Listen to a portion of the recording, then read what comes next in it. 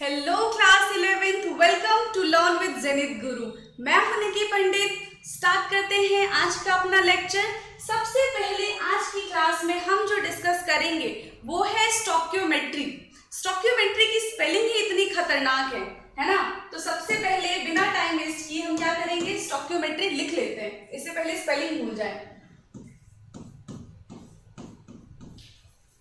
Stoichiometry, ठीक है। अब इसका मतलब जानते हैं। स्टोक्योमेट्री का मतलब क्या होता है? इसका मतलब इसके नाम में ही छुपा हुआ है। स्टोक्यो का मतलब होता है मैटर और मेट्री का मतलब होता है मेजरमेंट, यानी कि किसी भी मैटर का मेजरमेंट करना स्टोक्योमेट्री कहलाता है।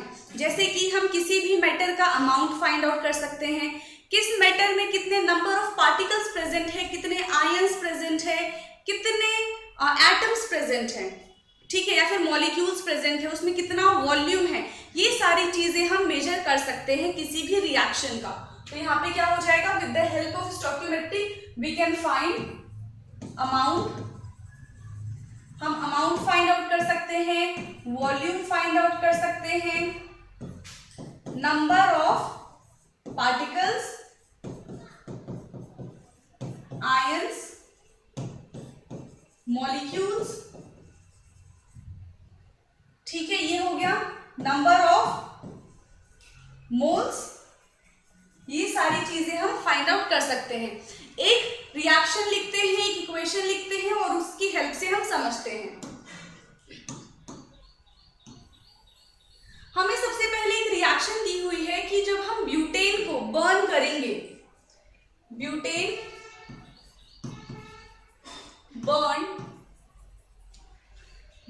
burns and give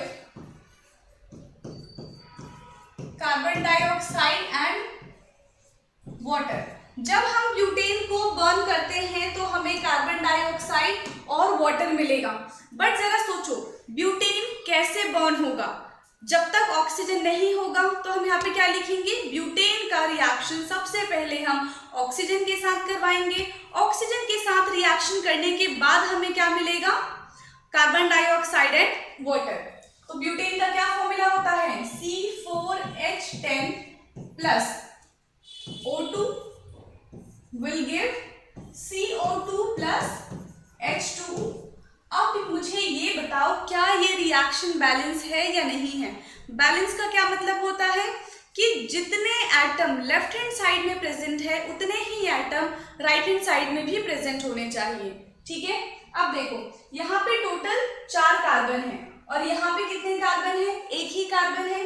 तो सबसे पहला काम जो हमारा होगा वो है इसको बैलेंस करना। यहाँ पे मैं 4 की मल्टीप्लीकेशन कर देती हूँ। कार्बन बैलेंस है। हाइड्रोजन की अगर हम बात करें, यहाँ पे टोटल 10 हाइड्रोजन है और यहाँ पे 2 ही है, तो 5 की मल्टीप्लीकेशन होगी तो हाइड्रोजन भी 10 हो जाएगा। ओके, अब क्या है, ऑक्सीजन बचा है। ऑक्सीजन चेक करते हैं। लेफ्ट हैंड साइड ऑक्सीजन 2 है, बट राइट हैंड साइड की बात करें तो कितने ऑक्सीजन है, यहाँ पे 4 2 जा 8 प्लस 5, टोटल 13 ऑक्सीजन है हमारे राइट हैंड साइड में।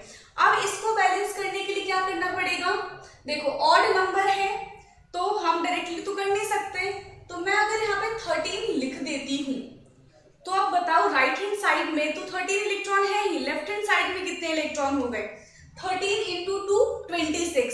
तो क्या ये रिएक्शन अभी बैलेंस है? नहीं है। बट जब ऑड नंबर आ जाता है तब हम उसको रिएक्शन को बैलेंस करने के लिए फ्रैक्शन का यूज कर सकते हैं। तो मैं यहाँ पे लिखती हूँ 13/2। अब 13/2 का क्या मतलब है, 13 इंटू 2 और O2 है यानी कि 2, तो इस 2 से ये 2 कट जाएगा और टोटल हमारे पास 13 ऑक्सीजन यहाँ पे आ जाएगा। क्लियर है ये? तो यहाँ पे हम इसीलिए 2 लिखते हैं। अब बताओ ये रिएक्शन बैलेंस है कि नहीं है? हमारे पास 4 कार्बन थे, 4 कार्बन हो गया। ऑक्सीजन हमारे पास 13 था, यहाँ पे देखो 2 से 2 कट जाएगा, 13 ऑक्सीजन यहाँ पे है और 13 ऑक्सीजन अब हमारे पास यहाँ पे भी है। हाइड्रोजन को भी हमने बैलेंस कर लिया। बट ये पूरी इक्वेशन क्या है, एक फ्रैक्शन फॉर्म फॉर्म में है। अब हम क्या करेंगे, इसको नॉर्मल होल नंबर के टर्म्स में लेकर आएंगे। तो क्या कर दें, हम पूरे इक्वेशन को 2 से मल्टीप्लीकेशन कर सकते हैं सिंपल फॉर्म में लाने के लिए। तो हम इसको क्या करेंगे, मल्टीप्लीकेशन कर देते हैं, multiply by 2 in whole equation.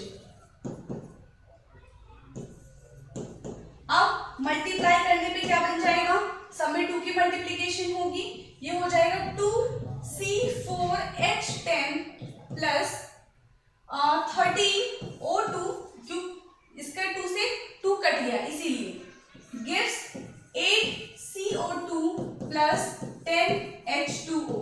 अब हमारे पास जो फाइनल रिएक्शन आई है वो ये है। अब हमें क्या कैसे पता चलेगा कि स्टोइकियोमेट्री को कैसे रिप्रेजेंट करना है। देखो, हर एक कंपाउंड के आगे एक नंबर लिखा हुआ है, जैसे C4H10 है, इसके आगे एक नंबर लिखा हुआ है, ऑक्सीजन है, इसके आगे एक नंबर लिखा हुआ है, कार्बन डाइऑक्साइड के आगे एक नंबर लिखा है और वाटर के आगे भी एक नंबर लिखा है।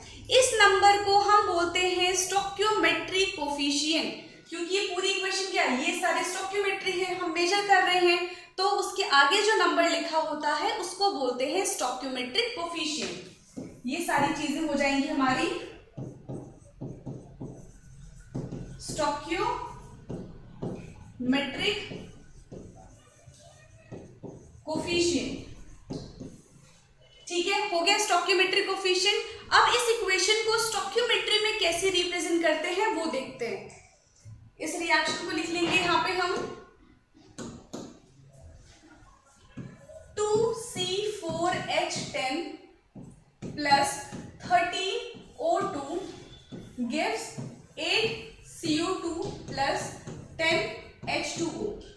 इसको सबसे पहले अगर मोल्स की फॉर्म में लिखूं तो मोल्स की फॉर्म में हम कैसे लिख सकते हैं, 2 mole butane plus 13 mole oxygen gives 8 mole carbon dioxide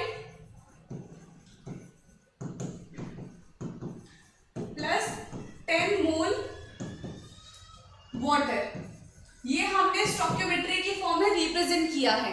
ठीक है, क्यों, क्योंकि स्टोइकियोमेट्री क्या होता है, किसी भी मैटर का मेजरमेंट करना, तो ये हमने मेजर करके लिखा है। ये हमने मोल्स में लिखा। अगर मुझे इसी को पार्टिकल्स में लिखना हो तो एक मोल में कितने पार्टिकल्स होते हैं, 6.022 इंटू 10 की पावर 23, यानी कि एवोगैड्रो नंबर। तो इसको हम कैसे लिख सकते हैं, 2 इंटू 6.022 इंटू 10 की पावर 23 ब्यूटेन यानी कि C4H10 प्लस 13 इंटू 6.022 इंटू 10 की पावर 23 ऑक्सीजन यानी कि O2 गिव्स 8 इंटू 6.022 इंटू 10 की power 23 CO2 plus 10 into 6.022 into 10 की पावर 23 H2O। ये हमने लिखा पार्टिकल्स के फॉर्म में। अगर हमें इसको वॉल्यूम की फॉर्म में लिखना हो, वॉल्यूम का हम यूज करते हैं गैस के केस में, ठीक है, और 1 मोल में कितने वॉल्यूम प्रेजेंट होते हैं एट STP, तो क्या हो जाएगा, 1 मोल में हमारे पास 22.4 लीटर गैस प्रेजेंट होता है। ठीक है, इसको कैसे लिखेंगे हम, 2 इंटू 22.4 लीटर ऑफ ब्यूटेन यानी कि C4H10 plus 13 into 22.4 of oxygen gives 8 into 22.4 into 22.4 carbon dioxide plus 10 into 22.4 of water. ये हमने सबके फॉर्म में लिख दिया। स्टार्टिंग में बताया था आपको क्या है यहाँ पे, amount, volume, number of particles, ions, molecules और नंबर ऑफ मोल्स। इन सब की फॉर्म में हम स्टोइकियोमेट्री को रिप्रेजेंट कर सकते हैं और यहाँ पे सारी चीजें रिप्रेजेंट करके दिखा दिया। ओके, अब करते हैं इस पे कुछ क्वेश्चंस। ये क्वेश्चन बुक से लिया गया है, problem 1.3। Calculate the amount of water by the combustion of 16 gram of methane.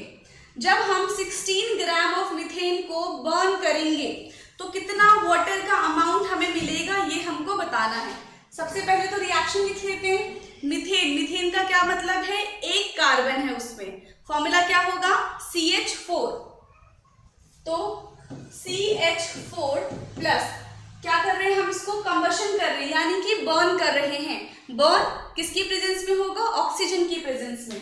CH4 plus O2 कहा है हमें कार्बन डाइऑक्साइड प्लस वाटर मिलेगा। सबसे पहले तो हम रिएक्शन को बैलेंस करते हैं, ठीक है। रिएक्शन बैलेंस नहीं है, यहाँ पे 4 हाइड्रोजन है, यहाँ पे 2 ही है। हाइड्रोजन बैलेंस हो गया और ऑक्सीजन बैलेंस है ही, यहाँ पे और भी कुछ नहीं, ऑक्सीजन भी बैलेंस नहीं है, 4 ऑक्सीजन है, तो यहाँ पे भी 2 से मल्टीप्लिकेशन करना पड़ेगा। क्वेश्चन में क्लियरली कहा है 16 gram of methane, 16 gram of methane combustion करके कितना वाटर देगा, ये हमें बताना है। सबसे पहले मास निकाल ली हम मीथेन का। अगर मीथेन की मास की बात करूं तो CH4 यानी कि 12 प्लस 4, मीथेन का मास जो है वो 16 ग्राम ही है। ये तो क्वेश्चन बड़ा ही इजी है, इसमें क्या करना होगा, अगर 1 मोल CH4 हम बर्न कर रहे हैं तो मुझे 2 मोल ऑफ H2O मिल रहा है। 1 मोल का क्या मतलब है, 16 ग्राम है ना, तो 1 मोल के लिए 2 मोल्स हमें H2O मिल रहा है। तो 16 ग्राम में कितना मिलेगा, यानी कि इसका मास निकाला है हमने। 16 ग्राम में इसका मास निकाल लेंगे हम। 2 इंटू वाटर का मास होता है 18 मोलर मास H2O, यानी कि 2 इंटू 1 प्लस 16 18 ग्राम, ठीक है। तो 2 इंटू 18 हो जाएगा, कितना हो जाएगा 36 ग्राम। 16 ग्राम जब मीथेन बर्न करेंगे हम तो हमें कितना वाटर मिलेगा, 36 ग्राम वाटर मिल जाएगा। क्लियर है, इतना हमें वाटर मिलेगा। क्वेश्चन कंप्लीट हमारा। अब करेंगे हम नेक्स्ट क्वेश्चन। तो ये क्वेश्चन है, how many moles of methane are required to produce 22 gram of carbon dioxide after combustion। हमें कितने मोल्स मिलेंगे मीथेन के जब हम 22 ग्राम कार्बन डाइऑक्साइड को बर्न करेंगे। प्रीवियस वाली इक्वेशन लिख लेते हैं। क्या थी equation, methane plus oxygen give carbon dioxide plus water. अब कह रहे हैं 22 ग्राम कार्बन डाइऑक्साइड है, 22 ग्राम कार्बन डाइऑक्साइड, तो हमें कितने मोल्स मीथेन के मिलेंगे, ये क्वेश्चन है। तो देखो 16 ग्राम मीथेन में 16 ग्राम CH4 जो है वो हमें 44 ग्राम CO2 देता है। मोलर मास से हमने पता किया, ये CH4 का मोलर मास 16 ग्राम होता है, कार्बन डाइऑक्साइड का मोलर मास 44 ग्राम है। अब 22 ग्राम CO2 जो है कितना मीथेन देगा, क्रॉस मल्टीप्लिकेशन करेंगे हम। x इज इक्वल टू क्या हो जाएगा, 16 इंटू 22 अपॉन 44, तो 22 122 और ये 2 टाइम्स यानी कि 8। x इज इक्वल टू 8 ग्राम आ गया, यानी कि 8 ग्राम जो है हमें क्या मिलेगा, 8 ग्राम मीथेन। हम 8 ग्राम मीथेन को जब बर्न करेंगे तो 22 ग्राम हमें कार्बन डाइऑक्साइड मिलेगा। बट क्वेश्चन में हमें क्या गिवन है, हमें निकालना है मोल्स में, तो हम मोल्स निकालेंगे। मोल्स कैसे फाइंड आउट करते हैं, moles is equal to given mass upon molecular mass upon molecular mass. तो गिवन मास क्या है यहाँ पे, CH4 का 8 ग्राम, 8 लिख दिया हमने। मॉलिक्यूलर मास CH4 का कितना होता है 16, तो हमने लिख दिया 16, यानी कि 1/2, 0.5 मोल्स। 22 ग्राम कार्बन डाइऑक्साइड को बर्न करने के लिए हमें 0.5 मोल क्या चाहिए, CH4 चाहिए। ठीक है, क्लियर है? देखो इसको एक बार। इतना करने के बाद अब हमारा टॉपिक इसके बाद क्या आता है? स्टोइकियोमेट्री यहाँ पे हो चुका है ओवर। इसके बाद आता है हमारा लिमिटिंग रिएजेंट। लिमिटिंग रिएजेंट क्या होता है?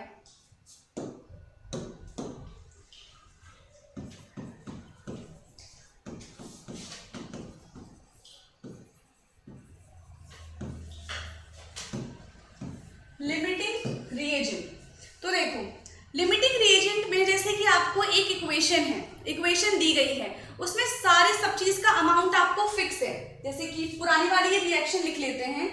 मैंने यहाँ पे लिखा है CH4 plus O2 gives CO2 plus H2O। तो मेरे पास मीथेन जो है वो मान लेते हैं 50 ग्राम है, बट जो मुझे ऑक्सीजन गिवन है वो सिर्फ 10 ग्राम ही है। तो हमें बताना है कि कार्बन डाइऑक्साइड कितना बनेगा। तो हम किसकी हेल्प से ये पता करेंगे कि कार्बन डाइऑक्साइड कितना बनेगा?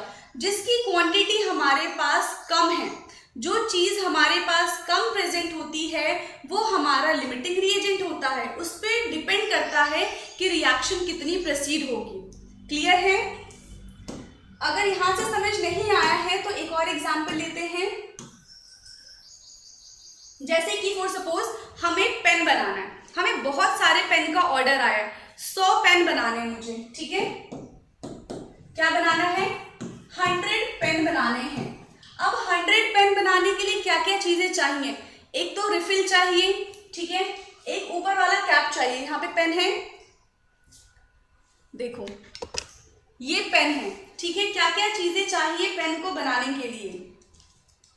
ये एक रिफिल चाहिए, एक नीचे की बॉडी और एक ऊपर वाली बॉडी, ठीक है। तो इसमें क्या है? एक है हमारा अपर बॉडी, एक है हमारा लोअर बॉडी, एक है हमारा रिफिल, ठीक है। 3 चीजें चाहिए। हम मार्केट गए तो हमने क्या किया? सबसे पहले जो अपर बॉडी लेना था हमें थोड़े सस्ते दाम में मिल रहे थे, तो 100 की जगह मैंने 110 ले लिया। फिर मार्केट गए और लोअर बॉडी हमें ठीक दाम में मिल रहा था, तो हमने कितना ले लिया? 100 ले लिए। लेकिन जैसे ही हम रिफिल लेने गए, जो रिफिल थी वो थोड़ी महंगी मिल रही थी और पैसे खत्म हो गए थे, तो 100 ना लेके मैंने क्या किया? 90 ही रिफिल ली है। अब जब हम पेन बनाने बैठेंगे तो बताओ प्रॉपर पेन कितने बनेंगे हमसे? क्यों? हमारे पास देखो अपर बॉडी 110 है, क्या हम टोटल पेन 110 बना पाएंगे? नहीं बना पाएंगे। सिर्फ ऊपर वाली बॉडी से पेन कैसे कंप्लीट होगा? नहीं होगा। फिर अगर हम लोअर बॉडी की बात करें, वो टोटल 100 है, 100 तो हमें चाहिए ही थे, लेकिन बिना रिफिल के पेन कंप्लीट नहीं होगा। तो अगर हमें वो पेन कंप्लीट करना है तो टोटल कितने बना पाएंगे? सिर्फ 90 पेन ही बना पाएंगे हम। तो सबसे लोएस्ट यहाँ पे टर्म क्या है? 90 है। तो 90 यहाँ पे हमारा हो जाएगा लिमिटिंग रिएजेंट। लिमिटिंग रिएजेंट का मतलब है ऐसी क्वांटिटी जो हमें कम अमाउंट में प्रेजेंट होती है और पूरा जो रिएक्शन है वो उसी पे डिपेंड करता है। इसको हम बोलते हैं लिमिटिंग रिएजेंट, ठीक है। क्या लिखेंगे इसके definition? The substance which is present in lesser quantity, the substance which is present in lesser quantity and the whole reaction depend on it, that is called limiting reagent. इसको हम limiting reagent बोलते हैं। Clear है? Question करें इस पे हम। एक क्वेश्चन है, बुक से लिया गया है। 50 kg of N2 gas and 10 kg of H2 gas are mixed to produce NH3, यानी कि अमोनिया बना रहे हैं। N2 plus H2 gives NH3। Calculate the amount of NH3 formed and identify the limiting reagent in the production of NH3 in this situation. हमें कहा गया है, given amount दिया गया है नाइट्रोजन का और हाइड्रोजन का, उन दोनों की हेल्प से हम बना रहे हैं अमोनिया, और हमसे पूछा है कि लिमिटिंग रिएजेंट क्या है प्लस कितना अमोनिया बनेगा। तो अमोनिया बनाने से पहले हमें ये पता होना चाहिए कि लिमिटिंग रिएजेंट कौन सा है, उसी की हेल्प से हम पता कर पाएंगे कि कितना अमोनिया बनेगा। अब क्या करते हैं, रिएक्शन को बैलेंस कर देते हैं।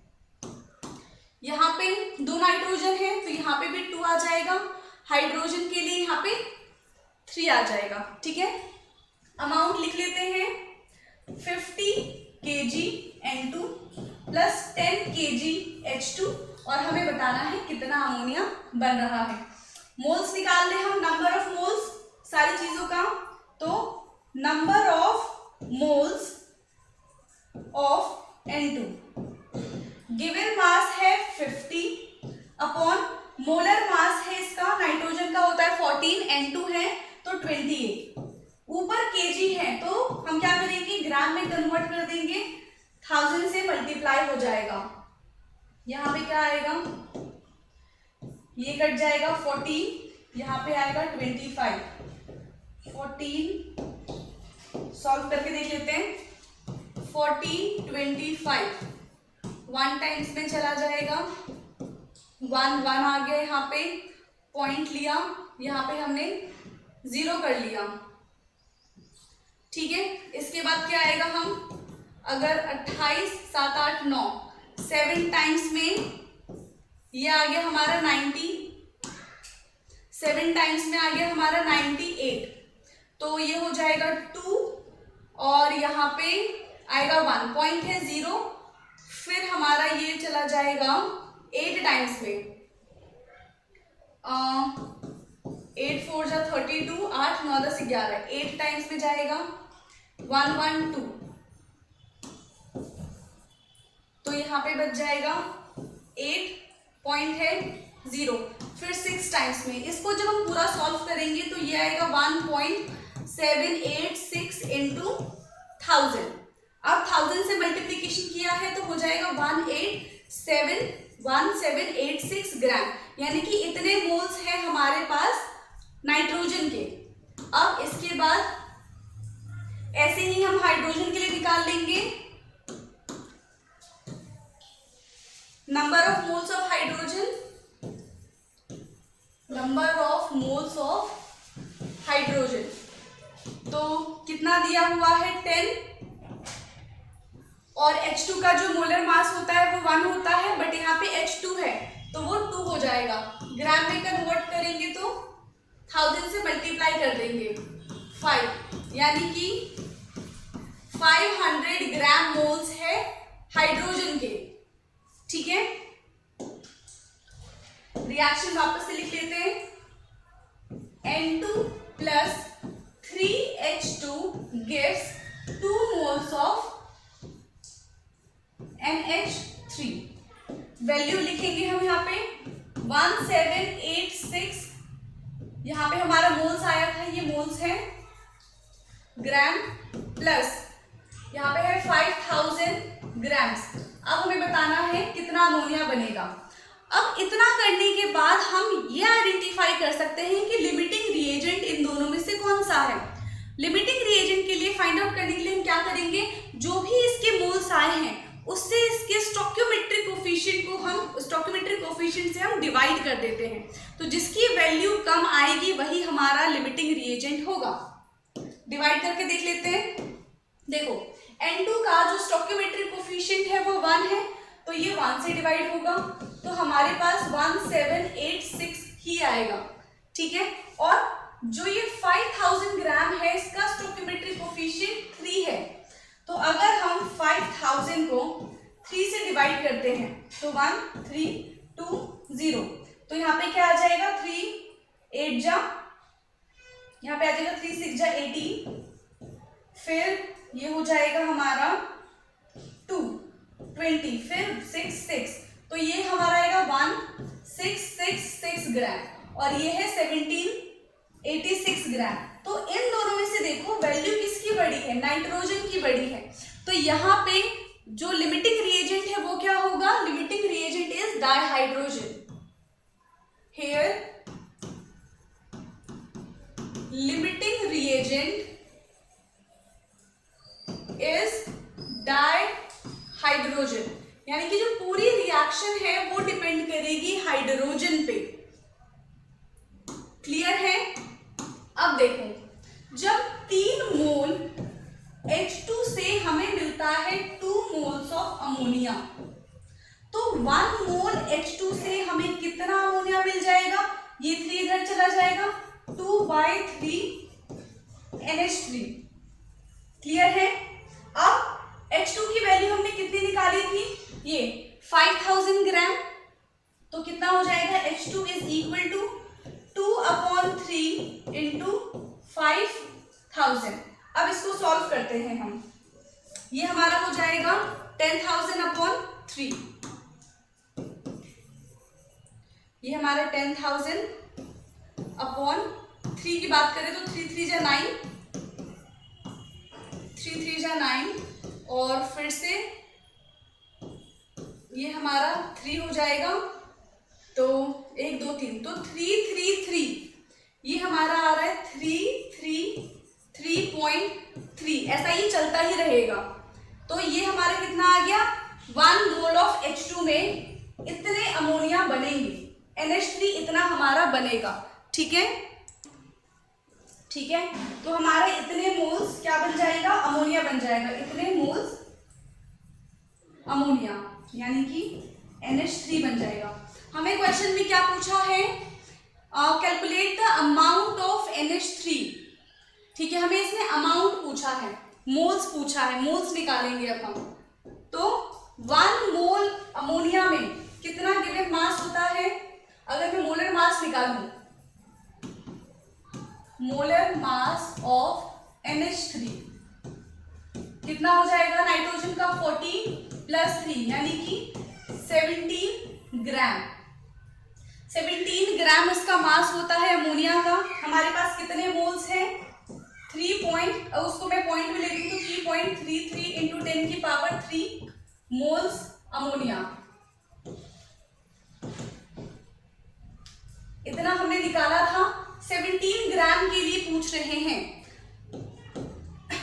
1 NH3 में इतने ग्राम होते हैं, 17 ग्राम, तो 3.33 में कितना हो जाएगा, 17 इंटू 3.33 इंटू 10⁻³।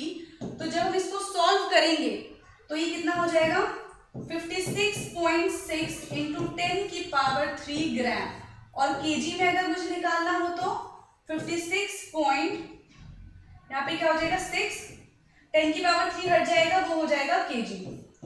तो इतना अमाउंट बनेगा अमोनिया का जब हमारे पास लिमिटिंग रिएजेंट कौन होगा, डाइहाइड्रोजन होगा। 10 kg हमने लिया है डाइहाइड्रोजन।